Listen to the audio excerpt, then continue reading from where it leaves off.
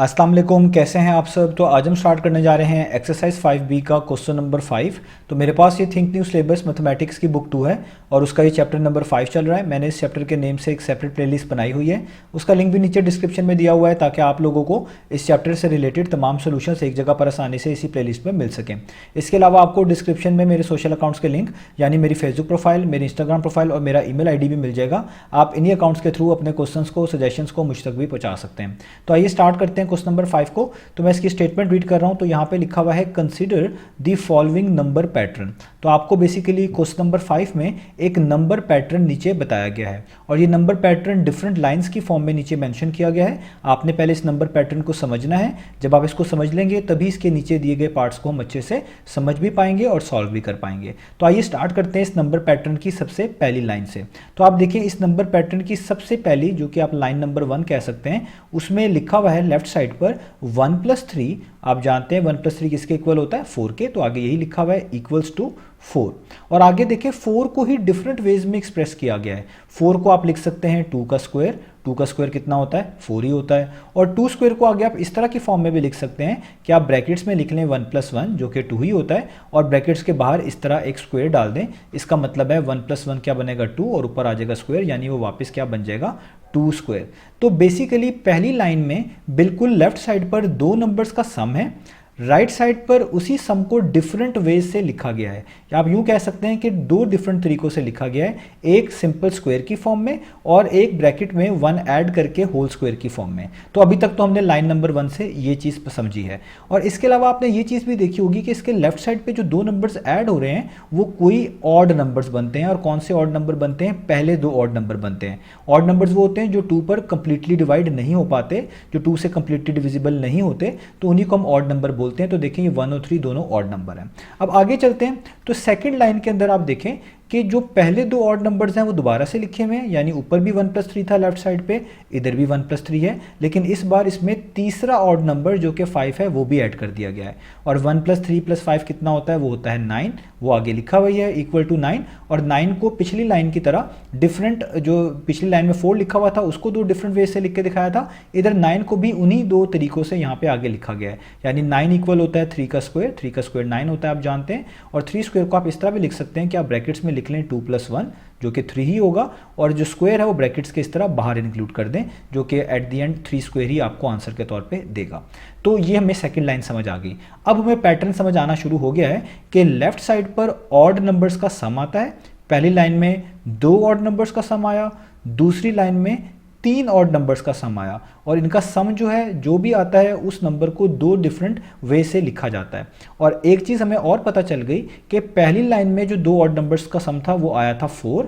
4 एक perfect square number है, ऐसा नंबर जो दो एक जैसे नंबर्स को मल्टीप्लाई करके बन जाए उसे हम परफेक्ट स्क्वायर बोलते हैं। और जो दूसरी लाइन में आपके पास नंबर बना है यहाँ पर 4 के बिल्कुल नीचे, वो सम करके, जो कि 3 ऑड नंबर्स को सम करने से बन रहा था, वो 9 है, वो भी परफेक्ट स्क्वायर है क्योंकि वो भी 3 × 3 करके आपको मिल जाएगा। इसका मतलब जब भी हम किन्हीं इन नंबर्स को सम कर रहे हैं हमें हमेशा परफेक्ट स्क्वायर नंबर मिल रहा है, ये भी हमें सीक्वेंस से पता चला। अब आगे आप थर्ड लाइन में देखें तो सेकंड लाइन में सिर्फ 3 ऑड नंबर्स का सम था, इस बार 4 ऑड नंबर्स का सम हो गया, यानी 1, 3, 5 तो ऊपर जैसे ही ऑड नंबर्स हैं, अब इसमें 7 भी ऐड करवा दिया गया है। तो अब आपको समझ आ रहा होगा कि लेफ्ट साइड में हर बार जब भी आप एक नई लाइन लिखेंगे तो जितने ऑड नंबर्स पिछली लाइन में ऐड किए होंगे उससे अगला ऑड नंबर जो बनता होगा वो आपने उस लाइन में, जो नेक्स्ट लाइन होगी, उसमें ऐड करके लिखना है। तो पिछली लाइन में, जिस लाइन नंबर 3 में आप देख सकते हैं यहाँ पर 1, 3, 5 और 7 है, 4 ऑड नंबर्स हैं। तो लाइन नंबर 2 में सिर्फ 3 थे, लाइन नंबर 1 में सिर्फ 2 थे। तो इस तरह यहाँ पर एक एक ऑड नंबर्स का इजाफा होता जा रहा है, एक एक ऑड नंबर ज़्यादा होता जा रहा है लेफ्ट साइड पर इन लाइंस के। तो 1+3+5+7 अगेन 16 बनता है। 16 भी एक परफेक्ट स्क्वायर नंबर है जो कि 4 × 4 करने से आपको मिलता है। और आगे उन्होंने 16 को 2 डिफरेंट वे से लिखा है। 16 होता है 4 का स्क्वायर, 4 का स्क्वायर 16 ही बनता है। और 4 को आप इस तरह भी लिख सकते हैं, 4 स्क्वायर को 3+1 ब्रैकेट्स और उसके ऊपर होल स्क्वायर, ये भी आपको 4 स्क्वायर ही देगा। अब आप लाइन नंबर 4 देखें तो लाइन नंबर 3 में 4 ऑड नंबर्स का सम था, तो ऑब्वियस बात है लाइन नंबर 4 में आपके पास 5 ऑड नंबर्स का सम होगा, और यहाँ पर ऐसा ही है 1 2 3 4, ये तो पुराने वाले ऑड नंबर्स ही थे पिछली लाइन के, और इसमें अब एक नया ऑड नंबर आगे आ गया 9, यानी पहले 5 ऑड नंबर्स अब हो गए। इनको सम करके 25 आएगा। 25 5 का स्क्वायर होता है, 5 स्क्वायर को आप लिख सकते हैं ब्रैकेट्स में 4 + 1 और उसके ऊपर होल स्क्वायर। तो अब आपको समझ आ गया कि लेफ्ट साइड पर ऑड नंबर्स के सम आ रहे हैं, और इन सम को आंसर के तौर पे जब हम लिखते हैं तो ये कोई ना कोई इस तरह के 4 9 16 परफेक्ट स्क्वायर नंबर मिलते हैं, और इन नंबर्स को हम स्क्वायर की फॉर्म में भी लिखते हैं और ब्रैकेट्स में 1 ऐड करके होल स्क्वायर वाली फॉर्म में भी रिप्रेजेंट करवा रहे हैं। यही हमें इस पैटर्न से पता चल रहा है। तो इसी तरीके से पैटर्न चलता जाएगा, और उन्होंने हमें कहा है कि एक लाइन ऐसी आएगी जिसमें 1 3 5 7 इस तरह ऑड नंबर्स प्लस होते होते ए तक जा रहे होंगे, यानी ए इनका लास्ट नंबर होगा, और इनको सॉल्व करने से कोई ना कोई आंसर बी आएगा, और वो बी इसी तरीके से जिस तरह पिछली लाइंस में हो रहा था किसी सी स्क्वायर वाली फॉर्म में रिप्रेजेंट किया जा सकता होगा, और वो सी स्क्वायर भी आगे इस d+1 होल स्क्वायर वाली फॉर्म में रिप्रेजेंट किया जा सकता होगा। ये C D just general letters हैं, इनकी जगह पे कोई ना कोई नंबर्स होने वाले हैं, यही अभी हमने फाइंड आउट भी करने हैं, और इसी तरीके से आगे डॉट डॉट डॉट है, यानी ये पैटर्न इसी तरीके से आगे चलता रहेगा। तो आइए स्टार्ट करते हैं पहले वाले पार्ट से। हमें अब पैटर्न काफ़ी हद तक चीज़ें समझ आ गई हैं। तो पहले वाले आप पार्ट में देखें तो लिखा हुआ है write down the 5th line of the pattern. वो आपसे कह रहे हैं कि आपने जस्ट 5th लाइन जो बनती है इसी ऊपर वाले पैटर्न की, उसको लिख के दिखाना है। तो ये बहुत आसान है, आप यहाँ पर 5th लाइन को बड़े इजीली मेंशन कर सकते हैं, क्योंकि अब आपको पैटर्न जो है वो अच्छे से पता चल चुका है। तो 5th लाइन लिखते हैं। तो देखिए 5th लाइन को लिखने के लिए आपको 4th लाइन चाहिए होगी। आप देखिए 4th लाइन में कितने ऑड नंबर्स का सम हुआ था लेफ्ट साइड पर, 1 2 3 4 5 ऑड नंबर्स का सम हुआ था, तो इनको तो लिखना पड़ेगा ही पड़ेगा। तो हम लिखेंगे 1 + 3 + 5 + 7 + 9। तो ये हमारे पास 1 2 3 4 5 ऑड नंबर्स का सम हमने लिख लिया, जो कि 4th लाइन में मौजूद था। क्योंकि पैटर्न के मुताबिक जब भी आप नई लाइन लिखेंगे तो उसमें एक ऑड नंबर ज़्यादा कर देंगे, यानी एक ऑड नंबर ज़्यादा करने का मतलब है जहाँ तक पिछली लाइन में ऑड नंबर्स लिखे हुए थे, अब अगली लाइन में उससे अगला ऑड नंबर भी सम करवा देंगे। तो यहाँ पे 9 तक देखें 4th लाइन में ऑड नंबर्स का सम लिखा हुआ है, तो 9 के बाद नेक्स्ट ऑड नंबर क्या आता है, वो आता है 11। तो 5th लाइन में आप उसको भी सम के अंदर लिख देंगे, यानी उसको भी प्लस करा देंगे। ये पैटर्न इसी तरह फॉलो होता जा रहा है, हर लाइन में हम ऑड नंबर बढ़ाते चले जा रहे हैं। तो 4th लाइन में 5 ऑड नंबर थे, तो 6th लाइन में 6 ऑड नंबर्स होने चाहिए थे। तो 1 2 3 4 5 6, ये 6 ही हैं। अब आप इनको सम कर दें, सम करना बहुत आसान है। आप इन सबको सम करेंगे तो आपको आंसर मिलेगा 36। आप इनको सम करके देख सकते हैं, 1 + 3 + 5 + 7 + 9 + 11, तो 36। अब 36 को आपने स्क्वायर की फॉर्म में लिखना है। 36 किस नंबर का स्क्वायर होता है, ये होता है 6 का स्क्वायर। 6 का स्क्वायर करें तो कितना आता है, 36। और इसी नंबर को आपने ब्रैकेट्स में कुछ 1 ऐड करवा कर होल स्क्वायर की फॉर्म में भी लिखना है। तो 6 को मैं ऐसे लिख सकता हूँ कि अगर मैं 5 में 1 प्लस करूँ तो 6 बन जाएगा, और क्योंकि इसके ऊपर स्क्वायर भी चाहिए तो मैं यहाँ पे क्या लिख दूंगा, स्क्वायर। तो देखिए मैंने 5th लाइन को यहाँ पर बिल्कुल उसी रूल्स और पैटर्न को फॉलो करते हुए जो यहाँ पर आपको समझाए हैं उन्हीं को देखते हुए लिख लिया। तो ये मेरी 5th लाइन कंप्लीट हो गई। अब हम इसका सेकंड पार्ट करते हैं। तो सेकंड पार्ट को आप समझिएगा गौर से, ये इंपॉर्टेंट है। तो सेकंड पार्ट में लिखा हुआ है गिवन दैट b = 169। वो आपको कह रहे हैं कि हमने आपको b की वैल्यू बता दी है, और वो कितनी है, वो है 169। तो find the values of a, c and d। तो वो कह रहे हैं आपने a, c और d की वैल्यूज को फाइंड आउट करके दिखाना है। अब मैं यहाँ से ये वर्किंग को थोड़ा सा रिमूव कर लेता हूँ, क्योंकि इसमें भी हमने कुछ वर्किंग यहाँ पर मुझे करनी पड़ेगी ताकि आप लोगों को कन्फ्यूजन ना हो। तो ये मैं वर्किंग हटा रहा हूँ। तो सबसे पहले आप देखें कि ये a, b, c, d जो हमने फाइंड आउट करना है ये किस लाइन में मैंशनड है। तो ये इस लाइन में मैंशनड है। आप देखिए इस कंप्लीट लाइन को मैं हाईलाइट कर रहा हूँ। इसके अंदर a भी आ रहा है, b भी आ रहा है, c भी आ रहा है और d भी आ रहा है। अब आपने सबसे पहले जो इंपॉर्टेंट बात है वो ये समझनी है कि a किसको बोला जा रहा है। a बोला जा रहा है लेफ्ट साइड पे जो आखिरी नंबर है उसको। b किसको बोला जा रहा है, इन सारे नंबर्स का जो सम है, वो जो सम करने के बाद आंसर आता है वो उसको कहा जा रहा है b।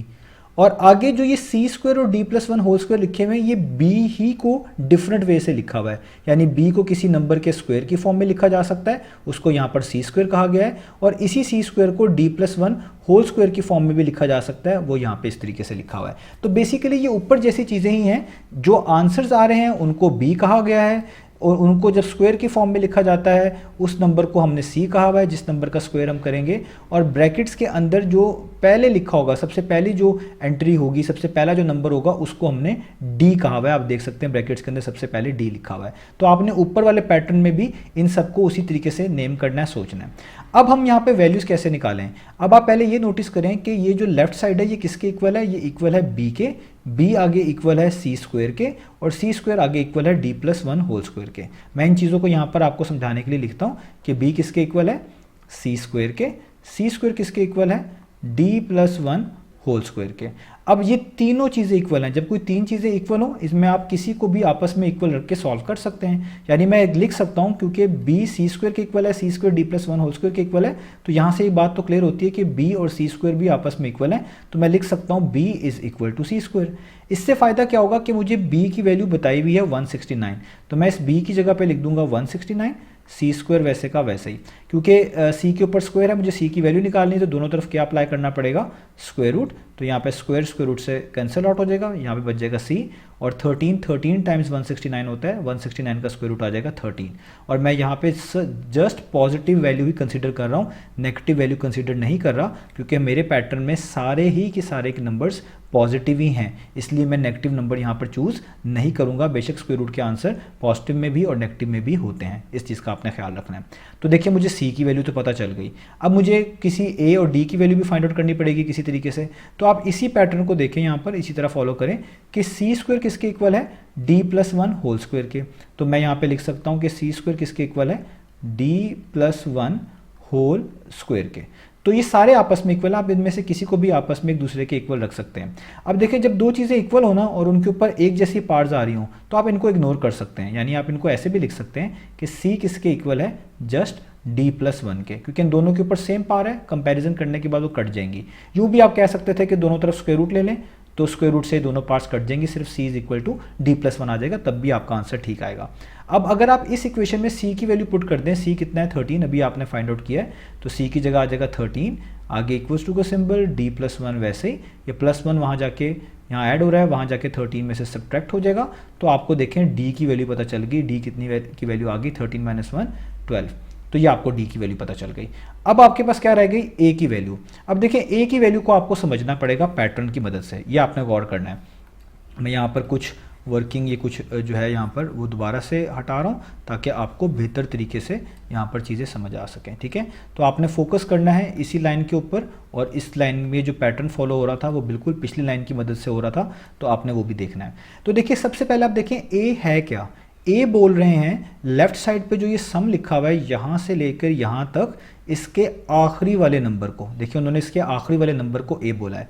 यानी अगर फोर्थ लाइन में ए देखा जाए तो वो 9 बनता है, थर्ड लाइन में ए देखा जाए तो वो 7 बनता है, सेकंड लाइन में ए देखा जाए तो वो 5 बनता है, और फर्स्ट लाइन में ए देखा जाए तो लेफ्ट साइड पे जो आखिरी नंबर है 3 है वो ए बनेगा। क्योंकि अगर इस लाइन में आखिरी लिखे हुए नंबर को ए कहा है, जो लेफ्ट साइड पे सम लिखा हुआ है उसका आखिरी नंबर, तो बाकी पैटर्न के अंदर भी ऐसे ही है कि हर लाइन के लेफ्ट साइड पर जो आखिरी नंबर लिखा हुआ है वो आपके पास होगा ए। अब आपने पैटर्न ढूंढना है कि क्या ए बाकी किसी बी सी या डी के साथ कनेक्टेड है कि नहीं है।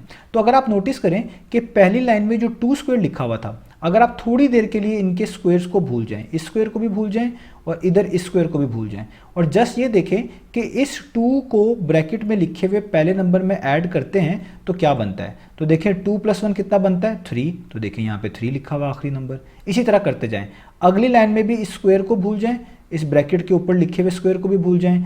तो इस स्क्वायर के नीचे क्या लिखा हुआ था, 3 में ब्रैकेट में जो पहला नंबर लिखा हुआ है इसको ऐड करें, 3 + 2 कितना होता है, 5। तो देखें यहाँ पे 5 लिखा हुआ है। अब इसी तरह इस स्क्वायर को भी भूल जाएं, इस स्क्वायर को भी भूल जाएं, इस स्क्वायर के नीचे 4 लिखा हुआ है, ब्रैकेट में पहला नंबर 3 था, तो 4 + 3 करें तो आपके पास क्या आता है, 7। तो देखिए लास्ट नंबर 7 लिखा हुआ है। इसी तरह इस स्क्वायर को भूलें, इस स्क्वायर को भूलें, इधर स्क्वायर के नीचे 5 है, इधर ब्रैकेट में पहला नंबर 4 है, तो 5 + 4 करें तो आपके पास क्या आता है, 9। तो यहाँ से आपको एक पैटर्न समझ आ रहा है कि ये जो बीच वाली वैल्यूज़ हैं स्क्वायर वाली, अगर हम इनके स्क्वायर को थोड़ी देर के लिए इग्नोर कर दें तो इस स्क्वायर के अलावा जो वैल्यू लिखी हुई है उसको और ब्रैकेट में लिखे हुए पहले नंबर को अगर हम ऐड करें तो हमेशा वही नंबर मिलता है जो लेफ्ट साइड पर आखिरी नंबर होता है। तो इधर भी अगर आप इसी पैटर्न को फॉलो करें तो आप देखें इधर सी स्क्वायर की फॉर्म में कौन सा लिखा हुआ है, ये सी स्क्वायर। इसके आप स्क्वायर को इग्नोर कर दें तो इस नंबर सी को अगर आप ऐड कर दें ब्रैकेट में लिखे हुए पहले नंबर को, जो जहाँ पे ब्रैकेट में पहले क्या लिखा हुआ है डी, यानी सी को ऐड कर दें डी में तो आपको क्या मिलेगा ए। तो आप यहाँ पे लिख सकते हैं कि सी को ऐड कर दे डी में तो हमें ए मिलना चाहिए, क्योंकि पैटर्न ऐसे ही फॉलो हो रहा है। तो सी और डी की वैल्यूज तो आपको पता है, सी की वैल्यू कितनी है वो है 13 और डी की वैल्यू कितनी है वो है 12। यहाँ पे पुट कर दें तो आपको ए की वैल्यू पता चल जाएगी। तो ये कितनी आ जाएगी, 13 + 12 कितना होता है, ये होता है 25। तो आपके पास ए की वैल्यू कितनी आ गई, 25। ये भी हमने ऊपर पैटर्न से पता लगा ली। तो ए की वैल्यू भी फाइंड आउट कर ली, सी की वैल्यू भी फाइंड आउट कर ली और डी की वैल्यू भी फाइंड आउट कर ली। अब आप देखें आपके पास यहाँ पर उन्होंने बी की वैल्यू तो खुद ही 169 दी हुई थी, तो सारी ही की सारी पूरी हो गई। तो ये हमारा सेकंड पार्ट भी हो गया। उम्मीद है आपको सेकंड पार्ट भी समझ आ गया होगा। अब चलते हैं इसके थर्ड पार्ट की तरफ। तो अब हम इसका लास्ट पार्ट पढ़ लेते हैं। लास्ट पार्ट का मैं आंसर यहाँ पे लिख चुका हूँ, आपको एक्सप्लेन अब कर देता हूँ। तो लास्ट पार्ट है हमारे पास पार्ट नंबर 3। तो यहाँ पे लिखा हुआ है will there be a line in the pattern where a is equal to 86868 explain your answer। तो वो आपको कह रहे हैं कि ऊपर जो पैटर्न दिया गया है, क्या इस पैटर्न में कोई ऐसी लाइन होगी जहां पर a की वैल्यू 86868 होगी। तो आप पहले ये देखें कि a हम कह किसको रहे हैं। तो अभी मैंने आपको पिछले पार्ट में समझाया है कि हर लाइन में जो लेफ्ट साइड पे आपके पास नंबर्स लिखे हुए हैं, उन नंबर्स में जो सबसे आखिरी नंबर है उसका नाम a रखा हुआ है हमने। आप देखिए फर्स्ट लाइन में आखिरी नंबर लेफ्ट साइड पर क्या है 3, सेकंड लाइन में लेफ्ट साइड पर आखिरी नंबर क्या है 5, थर्ड लाइन में आखिरी नंबर क्या है 7, इसी तरह फोर्थ लाइन में आखिरी नंबर क्या है 9। तो ये 3, 5, 7, 9 जो हैं ये तमाम के तमाम हम इनको ए कंसिडर कर रहे हैं, क्योंकि नीचे जो जनरल पैटर्न लिखा हुआ है उसमें भी लेफ्ट साइड पर जो आखिरी चीज़ है उसको ए ही कहा गया है। तो वो कह रहे हैं कि क्या कोई ऐसी लाइन होगी जिसमें ये वाला ए यानी यहाँ पे आने वाला नंबर, लास्ट वाला नंबर लेफ्ट साइड पर 86868 होगा। तो हमारा आंसर है नहीं, ऐसा नहीं हो सकता। उसकी रीज़न क्या है कि अगर आप लेफ्ट साइड पे लिखे हुए तमाम नंबर्स को देखें तो वो ऑड नंबर्स हैं। जैसे पहली लाइन में देखें 1 और 3 ऑड नंबर है, सेकंड लाइन में देखें 1, 3, 5 तीनों ऑड नंबर हैं, थर्ड लाइन में भी 1, 3, 5, 7 ऑड नंबर हैं, फोर्थ लाइन में 1, 3, 5, 7, 9 ऑड नंबर है। यानी लेफ्ट साइड पर जितने भी नंबर्स आ रहे हैं, ये जो सम हो रहे हैं, ये हमेशा ऑड नंबर होने चाहिए। और यहाँ पे जो ए लिखा हुआ है 86868, ये वाला नंबर वो कह रहे हैं ये एक इवन नंबर है। हमें कैसे पता चलेगा ये एक इवन नंबर है? इस नंबर का बिल्कुल ये लास्ट डिजिट देखें, ये 8 है। किसी भी नंबर का लास्ट डिजिट एक ऐसा नंबर हो जो 2 के टेबल पर आता हो या 2 से कंप्लीटली डिविजिबल हो, तो ऐसा होने से यही पता चलता है कि ये कंप्लीटली नंबर इवन नंबर बनेगा। क्योंकि देखें 8 2 से कंप्लीटली डिविजिबल है, तो इसका मतलब ये पूरा नंबर भी 2 से कंप्लीटली डिविजिबल होगा, और ये पूरा नंबर 2 से अगर कंप्लीटली डिविजिबल है इसका मतलब ये इवन नंबर होगा। क्योंकि लेफ्ट साइड पर आने वाले तमाम नंबर्स ऑड नंबर्स होने चाहिए पैटर्न के मुताबिक, और ए एक इवन नंबर है, तो ऐसा पॉसिबल नहीं हो सकता। इसका मतलब ऐसी कोई लाइन नहीं होगी जहां पे लेफ्ट साइड पे जो सम लिखा हुआ है उसमें आखिरी लिखा हुआ नंबर 86868 हो सके। इसी चीज को मैंने यहां पे लिख दिया है, आप इसी को नोट डाउन कर लेंगे, अपनी वर्डिंग में बता सकते हैं कि no, because all the numbers written on the left hand side are odd numbers and 86868 is an even number, so there will be no line in pattern where a is equal to 86868। तो ये हमने इसके pattern से ही पता लगा लिया। So hope so आपको ये तीनों पार्ट समझ आए होंगे। इंशाल्लाह नेक्स्ट वीडियो से मिलेंगे बाकी सॉल्यूशंस के साथ।